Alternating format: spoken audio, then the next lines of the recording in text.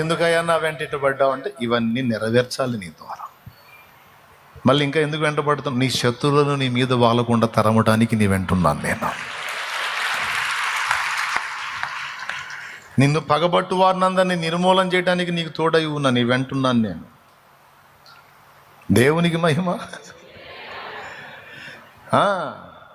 నేను నీకు ఏర్పరిచినది నీవు సాధించున్నట్లు, విజయ పదంలో ముందుకు సాగున్నట్లు నేను నీ వెనకుండి నడిపిస్తున్నా, నిన్ను కాచుకుంటున్నా.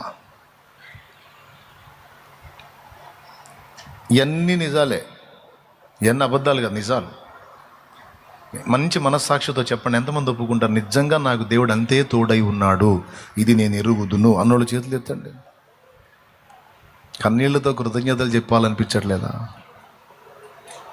ఇక నడకే లేదు, ఇక లైఫే లేదు, ఇక అడుగులే లేవని కదలలేని స్థితిలో మనం పడి ఉన్నప్పుడు దగ్గరకు వచ్చి వెన్ను తట్టి, ఏంటి కృంగిపోయావా, భయపడ్డావా, అధైర్యపడ్డావా, అలసిపోయావా? లే లే లే లే లే నీ శక్తికి మించిన ప్రయాణం ఉంది, నడు నడు, లే, నేను నీకు తోడై ఉన్నానులే, నేను నిన్ను బాగు చేస్తానులే, నేను నిన్ను స్వస్థపరుస్తానులే, నేను నీకు సహాయం చేస్తానులే, ఏది ఎంత మాత్రము నీకు హాని చేయజాలదులే అని నిన్ను లేవనెత్తి, నువ్వు కృంగిన వేళ లేవనెత్తి నీ నడక మళ్ళీ ముందుకు సాగేటట్టు చేస్తూ వస్తున్నాడు ఆయన ఈ రోజు వరకు.